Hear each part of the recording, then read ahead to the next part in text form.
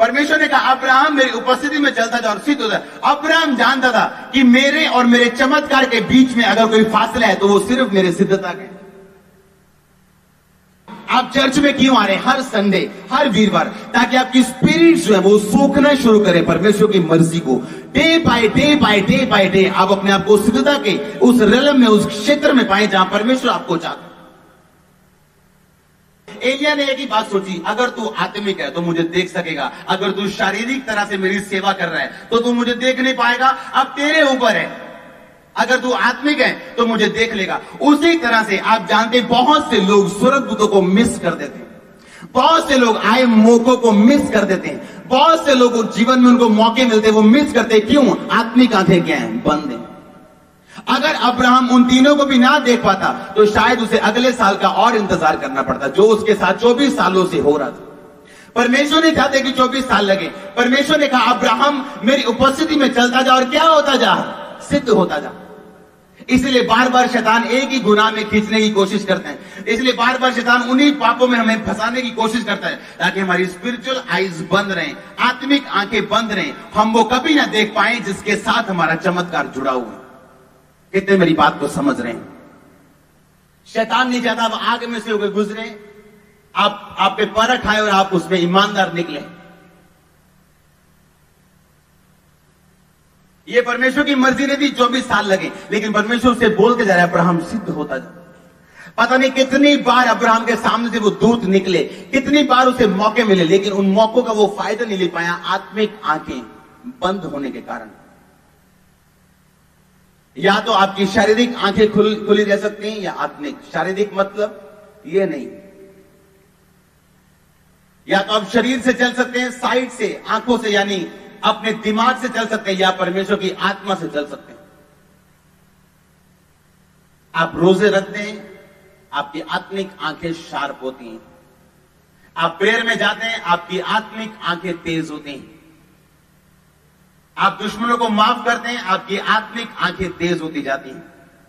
आप नशे छोड़ते जाते हैं, आप चीजों को बंद करते जाते हैं, आपकी आत्मिक आंखें तेज होती जाती है। और परमेश्वर की कृपा इन चीजों को सिखाती है। आप करते हैं डर के साथ नहीं, एक प्रेम के साथ। आमीन।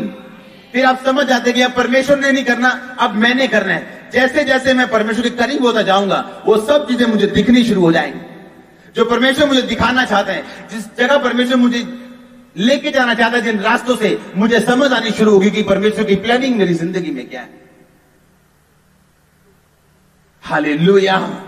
कितने इन बातों को समझ रहे हैं? अगर आप इन वचनों को घर जाके पढ़ें आपको पूरी रीति के साथ समझ आएगा कि परमेश्वर कह रहे हैं अब्राहम सिद्ध होता जा, मेरी उपस्थिति में चलता जा और सिद्ध होता जा। और एलिया एलीशा को बोल रहा है एक, अगर तू मुझे देख पाया जीवित चढ़ते हुए तो जो तू मांग रहा है वो तुझे मिलेगा, क्योंकि मुझे जीवित देखने के लिए तुझे आत्मिक आंखों की जरूरत है। हालेलुया। एक बार एलिया को राजा ने लेने भेजा और एलिया 50 व्यक्ति उसे लेने के लिए आए और उसने कहा राजा के भगत नीचे उतरा। एलिया ने कहा अगर मैं भगत हूं, आसमान से आग उतरे तो मैं भस्म करे। लेकिन आसमान से आग उतरी और उसे भस्म किया।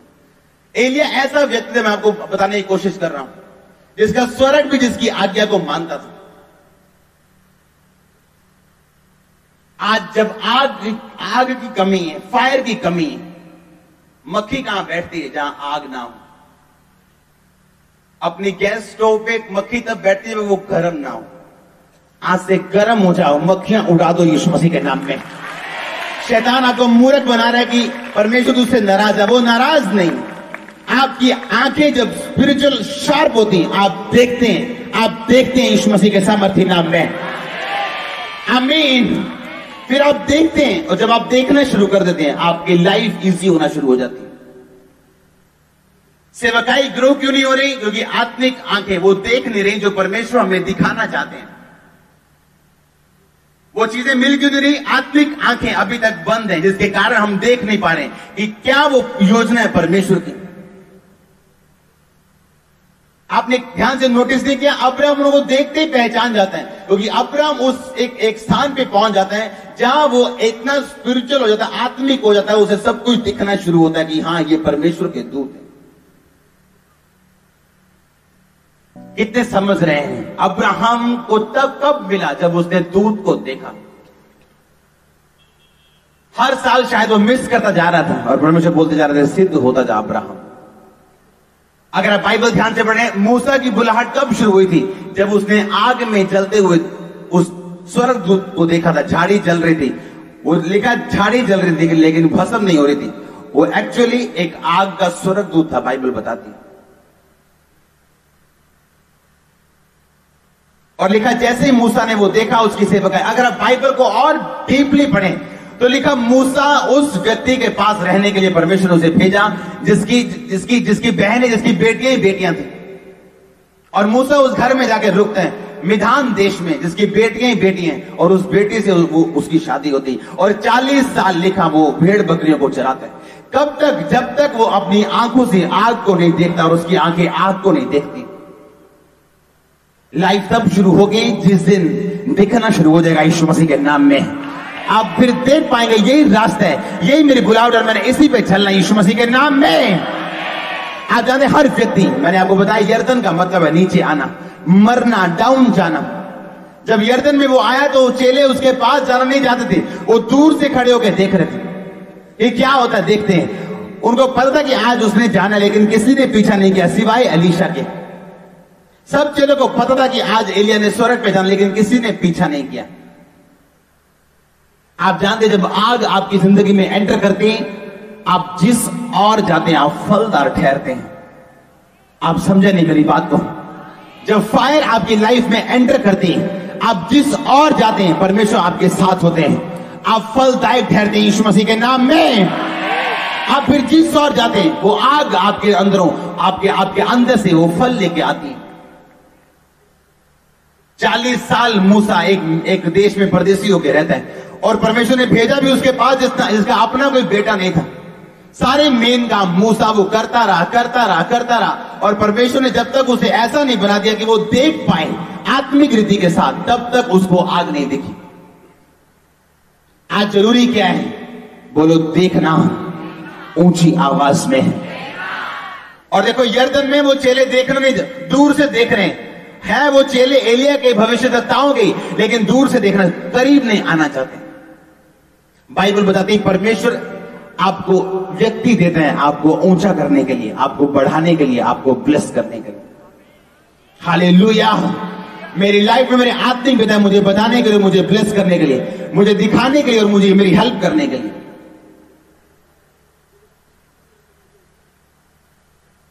कितने आज मेरी बातों को समझ रहे हैं? 24 साल बाद वो देखता है जो उसे जल्दी देखना चाहिए था।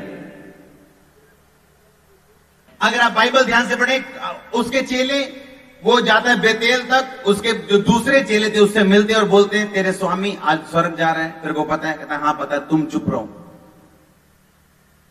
चेले क्या कह रहे थे एलिया को? कहां जा रही है? एलीशा को बोल रहे थे कहां जा रही है? अगर उनको भी दर्शन था कि ये स्वर्ग जा रहा है तो उन्होंने उसका पीछा क्यों नहीं किया? आप चुप कर गए। मैंने कहा अगर उनको भी पता था कि एलिया ने स्वर्ग जाना, हम क्यों ना इससे कुछ मांगे आत्मिक जो हमारी मदद करे। उन्होंने एलिया का पीछा क्यों नहीं किया? आंखें खुली थी उनकी, क्योंकि वो जानते थे कि कहां जाना है इसने। लेकिन बाइबल बताती है उन्होंने पीछा।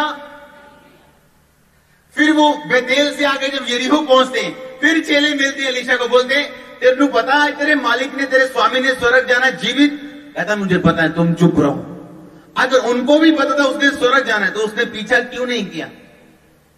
आज मेरी बात ध्यान से समझना, परमेश्वर का पीछा करना या उसके दास के पीछे चलना आसान काम नहीं है।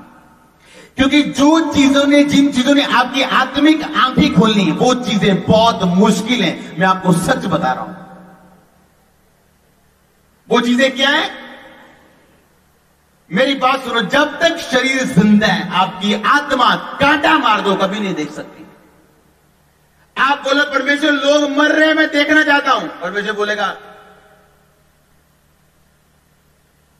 कितनों को समझ आ रही? परमेश्वर आपके विश्वास के कदम पे क्या करता है? आपको ब्लेस करता है, ना कि आपकी जरूरत देखता है। आमीन। एक बार मैं अपने आत्मिक पिता के घर में था उनका सफाई करने वाला बोला, अंकुर, सफाई करने वाला मेरे को बोलता, कोई पास्टर नहीं, कोई अपोस्टल नहीं, ड्राइवर, अंकुर, सब बोल, नाम लेके मुझे बुला रहे। मेरा शरीर तंग था, पर मैं जानता था अगर मैं अपने आत्मिक पिता के घर में इज्जत ढूंढूंगा, मेरी आत्मिक आंखें कभी नहीं खुलेंगी। इतने मेरी बात को समझ रहे हैं? ये चीजें हर व्यक्ति के बस में नहीं, इसलिए मैं बोल रहा हूं हर चेला जानता है ओ आज एलिया ने स्वर्ग पे जाना, लेकिन कोई पीछा करने के लिए तैयार नहीं, क्योंकि पीछा करना आसान काम नहीं। 1 साल तक प्रॉफिट ह्यूबर्ट एंजल मेरी बेइज्जती करते रहे, 1 साल तक। मैं जानता था कि परमेश्वर ने मुझे जिंदगी में पहली बार असली फादर दिए हैं, जाऊंगा नहीं कहीं। आमीन। मैं जानता था इस बात को। पहले मेरी थिंकिंग ये थी उस मैन ऑफ गॉड के पास जाओ, उसके पास। इसीलिए जो लोग ज्यादा घूमते हैं वो कभी आशीषित नहीं आपको मिलेंगे। कारण क्या है? परमेश्वर आपको एक दास देता है। अब मेरा फेथ उस पे है, आप कोई कुछ भी, दुनिया कुछ भी कहे। कितने मेरी बात को समझ रहे हैं? अब चेलों को पता है इसने निकलना है, इसने जाना है, सब देख रहे हैं, सब जान रहे हैं। और यर्दन में जो चेले ऐसे जो दूर से खड़े होकर देख रहे हैं, कहां से देख रहे हैं? वो एलिया के पास आके बोलते भी नहीं तेरे स्वामी ने जाना है, वो दूर से खड़े होकर देख रहे हैं। क्योंकि डाउन जाते चेले कभी असली मैन ऑफ गॉड के पास कभी नहीं जाएंगे। डाउन जाते विश्वासी कभी असली सेवक के पास नहीं जाएंगे, वो कभी उनसे मिलेंगे नहीं। वो जानते आपकी स्पिरिचुअल आईज ओपन होना ये बहुत जरूरी है। हालेलुया। जब मेरे आत्मिक पिता यहां पे आएंगे तो मैं उस दिन अपोस्टल नहीं, मैं एक वॉलंटियर हूंगा चर्च का। कितने मेरी बात को समझ रहे हैं? इसलिए मैं बोलता हूं कि अपने आत्मिक पिता के घर में अपने लिए इज्जत मत ढूंढो। वो आपका पिता आपको बढ़ाएगा आपके समय के अनुसार। तब तक शांत रहो और चुप रहो। आप इन बातों को समझ नहीं रहे मैं क्या कह रहा हूं आपको। मैं आपको फिर कह रहा हूं, आसान नहीं है प्रोफेसी करना कि ये व्यक्ति, मैंने प्रॉफिट्स बहुत देखे हैं, सब गेम्स खेलने वाले भी बहुत देखे। प्रॉफिट की असली सेवकाई लोगों को अपनी ओर खींचना नहीं, उनका दिल परमेश्वर की ओर लेके जाना होता है। असली सेवकाई जो प्रोफेसी। ऐसे कितने लोग हैं जिनकी मैंने प्रोफेसी की और मैंने बुलाया फिर ऑफिस में, अच्छा 5000 प्रभु का आत्मा बोल रहे थे तो। क्योंकि रियल प्रॉफिट्स का काम क्या है? रियल प्रॉफिट्स का काम है आपको परमेश्वर की ओर फोर्सफुली लेके जाना। इसीलिए मैं आपको फिर कह रहा हूं, हर एक चेला पसंद नहीं करता एलिया के पीछे जाना, चाहे वो आत्मिक था और परमेश्वर की ओर से था। क्योंकि फायर के करीब रहना आसान नहीं। मूसा जिसने फायर को 40 साल के बाद देखा, 40 साल इमेजिन करो, आप एक राजकुमार हैं, आप राजकुमार की गद्दी में बैठे हैं, आप पैर भी नीचे करते तो नीचे जमीन पे बाद में लगता है, जूते नीचे पहले आते हैं। आप उठते हो तो पहले इधर इधर आपके नौकर वो कंपनी के नाइक के आपके जैकेट्स लेके खड़े हैं, आपके नाई के जूते आगे पॉलिश पूरा साफ करके आपके सामने रख रहे हैं। आप कमरे से बाहर निकलते हो, आपके गाड़ियां तैयार है, घर से बाहर निकलते हो, पूरा जलसा तैयार है। वो व्यक्ति ऐसे व्यक्ति के घर जाता है जिसका अपना कोई बेटा नहीं, पानी भरने के लिए बर्तन सब कुछ वो करता है। कितने साल? 40 साल। और आप बोलते हो आग कैसे मिलेगी? हालेलुया।